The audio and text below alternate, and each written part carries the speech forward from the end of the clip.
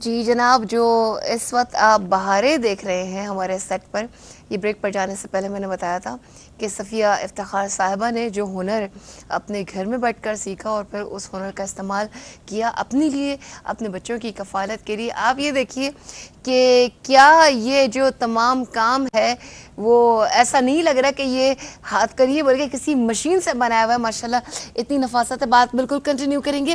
Canada से यास्मीन को शामिल करते हैं। अस्सलाम वालेकुम। वालेकुम सलाम, कैसे आप?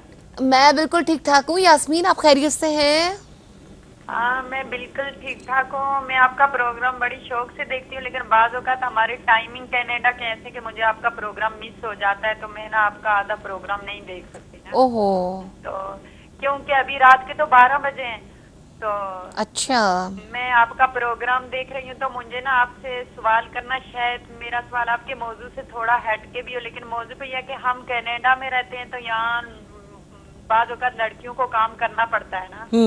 तो ये है कि फिर हम स्कार्फ वगैरह की बाज़ औक़ात इजाज़त होती है तो स्कार्फ भी ले लेते हैं, लेकिन शलवार कमीज तो नहीं पहन सकते। बुर्का पैंट शर्ट भी पहननी चाहिए, लेकिन पहन तो इसके बारे में आप हमें क्या कहेंगे कि स्कार्फ तो लेते हैं लेकिन निकाब नहीं कर सकते। पैंट शर्ट चलो टाइट तो नहीं पहनते, लेकिन शलवार कमीज पे तो खुली होती है, वो पहन ले आदमी। एक मेरा ठीक है, सवाल वो मौसम के हिसाब से भी कहना चाह रही होंगी। ठीक है जी, कॉल करने का बहुत शुक्रिया और इंशाल्लाह ताला जहान लुत्फ़ी साहिबा आपके सवाल का बिल्कुल जवाब देंगी। नाज़रीन, इस वक्त सेट पर जो आप माशाल्लाह इस वक्त बहारें देख रहे हैं, जो रंग देख रहे हैं, आप ये देखिए कि जितना मुख्तलिफ अंदाज का एक तो काम है, ये जो फ्लावर मेकिंग जो है इसमें सफ़िया ये क्या चीज़ें ये इस्तेमाल की गई हैं? ये सेरेमिक मटेरियल है, सेरेमिक डो ठीक से है। बनता है और अब आप वॉशेबल भी इसकी होता कोई भी है। चीज़ देख लें और इसकी नफासत देखिए ज़रा। जी, कितने अरसे में सीखा था ये काम? ये मैंने तकरीबन 6 महीने में सीख लिया 6 था। महीने में सीखा था। लेकिन माशाल्लाह मैं आपकी नफासत पे बड़ी हैरान हूँ और इस कदर जो है खूबसूरत। अगर आप ज्वेलरी देख सकें, वो मेरे हाथ से ज़रा सा दूर है, लेकिन अगर कैमरा इसको प्लीज़ ज़रा क्लोज करके दिखा सके तो इतनी खूबसूरत ये हैंडमेड ज्वेलरी जो है। और ये ज्वेलरी का काम किस तरह सीखा था सफ़िया? ये ज्वेलरी भी मैंने सीखा।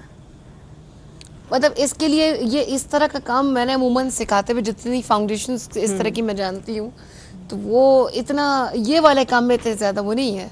हाँ, ये कुछ इंटरनेट से देख देख के, अच्छा, कुछ ये असल बुक्स बात पढ़ है ना। पढ़ के, हाँ। और फिर ये कि मटेरियल भी आप जब मैं ढूंढने जाती हूँ तो फिर मटेरियल को ए क्वालिटी का लेना होता है मुझे, मैं क्योंकि मैं खुद अपने हाथ से इतनी मेहनत कर रही होती हूँ। अब एक तो ये देखें इनकी ज्वेलरी का, अगर जो मैं स्टाइल देखना चाहूँ, ये इसके अंदर क्या होता है? ये रबर के ये बाद इलास्टिक, जी प्लास्टिक है। जी, ठीक इलास्टिक है। है।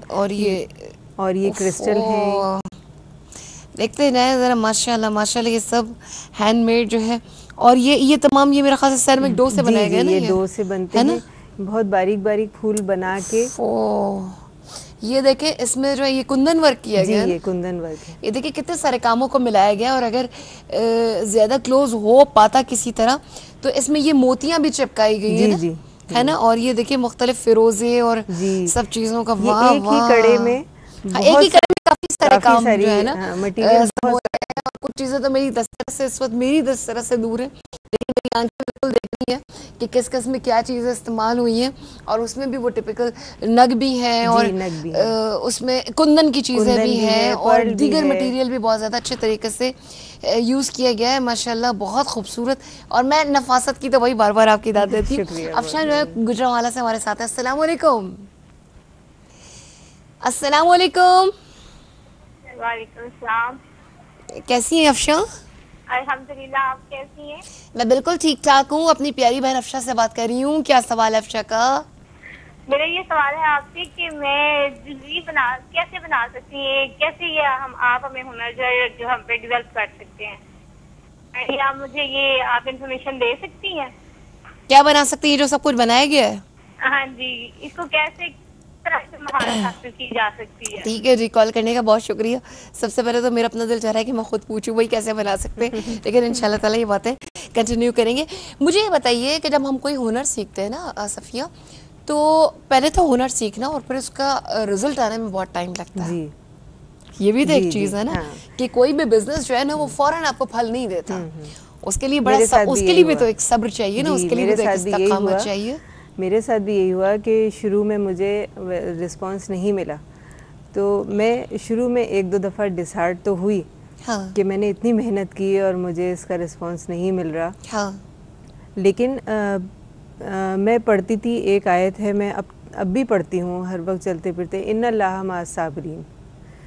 तो जब मैं वो पढ़ती हूँ तो वो मेरे अंदर एक ऐसी ताकत आती है कि मैं, जो मुझे लम्हाती एक डिसहार्टनेस होती है वो बिल्कुल ख़त्म हो जाती है। मैं फिर नए सिरे से वही सब कुछ दोबारा करने लगती हूँ और अब तो माशाल्लाह इतना अप्रिशिएट किया जाता है। मैं जहाँ भी एग्जीबिशंस करती हूँ, मैं अपने जहाँ भी होता है तो बहुत, अब मेरे काम का इतना, मैं इस बात से मुझे बहुत ज़्यादा खुशी होती, भले मेरे कोई चीज़ सेल होती हैं या नहीं होती, लेकिन जो लोग अप्रिशिएट करते हैं उससे जो मुझे हौसला अफजाई होती है। और अब माशाल्लाह मेरे बच्चे भी मेरे साथ हेल्प करते हैं। मेरा बड़ा बेटा है तो मुझे, अच्छा, बच्चे मदद करवाते हैं जी इसमें, जी वाह। जी, मेरी मतलब किस चीज बेटियां, में, डो मेरे वगैरह बेटे, की कोई चीजें कटे नहीं की डो है? नहीं, डो डो नहीं कर जरा सकते। मुश्किल लग रहा है हाँ, ना। ये ज़रा मुश्किल है, बहुत बारीकी का काम है, ये बच्चे नहीं कर पाते। लेकिन जैसे मेरा बड़ा बेटा है, मुझे घर से अब बाहर भी निकलना पड़ता है कभी कभी, जब जैसे मैं मटेरियल ख़रीदने जाती हूँ तो मेरा बड़ा बेटा जाता है। फिर जब मैं घर से आउटसाइड जब मैं होती हूँ बाहर, तो पीछे जो मेरे छोटे बच्चे हैं, मेरी मदर इन लॉ हैं, वो उनके साथ रहती हैं। तो मुझे एक तसल्ली रहती है कि घर में एक बुज़ुर्ग हैं, वो भी मेरे साथ छोटी छोटी चीज़ों में हेल्प कराती हैं। और बड़े बेटे के साथ मैं अपने बाहर का काम कर लेती हूँ और फिर अपने घर में बैठ के अपनी चीज़ें बनाती हूँ, फिर एग्जीबिशंस में लेके जाती हूँ। ज़बरदस्त। जहारा साहिबा से सबसे पहले तो मैं कनाडा वाली बहन का सवाल पूछना चाहूँगी कि ज़ाहिर है वहाँ पे काम करना पड़ता है, लेकिन वो हिजाब वगैरह को शायद उस तरह कंटिन्यू नहीं कर सकती, या वो कह रही हैं कि अच्छा, जो कनाडा वगैरह जैसे ममालिक हैं जहाँ इंतहाई सख्त सर्दी पड़ती है, वहाँ लोग ये कहते हैं कि हम जो है वेदर के हिसाब से शलवार कमीज़ को उस तरह कैरी नहीं कर पाते और मजबूरन हमें जो है वो जीन्स वगैरह इस तरह के कपड़े जिनमें हवा गुजर ना पाए, सही, ऐसे लिबास को जो इख्तियार करना पड़ता है। तो बहन कह रही है कि जहाँ हम काम करते हैं तो फिर क्या एहतियात करनी पड़ेगी, क्या करना पड़ेगा? उज़मा बड़ा अच्छा सवाल है इनका। और मेरा ख्याल है कि जी वहाँ इस्लाम ने जो यानी एक कॉन्सेप्ट दिया है सतर का और यानी पर्दे का, तो उसके अंदर कोई चीज़ ऐसी डिफ़ाइन नहीं है कि जो शेप के लिहाज से हो और जो कलर वाइज है, शेप के साथ है, या ये कहना चाहिए कि जी उसका मटेरियल कैसा हो। असल में वो कुछ उसूल हैं, उसूल जो हैं उनको मद्देनज़र रखना चाहिए। और अगर उन उसूलों को मद्देनज़र रखा तो फिर मैं नहीं समझती कि किसी जगह पे, किसी खित्ते में जहाँ गर्मी भी पड़ रही हो, वहाँ भी हमारे अपने मुल्क में जो है वो गर्मी है, लेकिन अगर हमारा लिबास है शलवार कमीज़, तो आप देखें उसके अंदर शलवार भी है, उसमें कुर्ता भी है, उसके अंदर दुपट्टा भी है, और हम उस मटेरियल यानी कॉटन का मटेरियल इस्तेमाल कर सकते हैं। वहाँ ये गर्म मटेरियल इस्तेमाल करेंगे तो वो तो और भी बेहतर है, क्योंकि वो ट्रांसपेरेंट नहीं होता। और इस्लाम ने ट्रांसपेरेंट लिबास पहनने को मना किया है, टाइट फिटिंग लिबास पहनने को मना किया है, और ऐसा लिबास पहनने को मना किया है जो सतर जिसमें खुल जाए। तो ये सारी उसूल जो है अगर मद्देनजर रखा जाए इन उसूलों को, तो मैं समझती हूँ कि जी वो अपने आराम से पहन सकते हैं। बिल्कुल, मेरा ख्याल है ज़्यादा इजीली पहन सकते हैं। बहुत खूब से जवाब दे दिया है बहन को, बात यकीनन समझ में आ गई होगी। ब्रेक से वापसी पर कंटिन्यू करेंगे, बहुत सारी बातें आपके ज़रिए भी और जहारा लुत्फ़ी साहिबा से भी और सफ़िया से भी। देखते रहिए रोशनी, क्योंकि रोशनी है सबके लिए।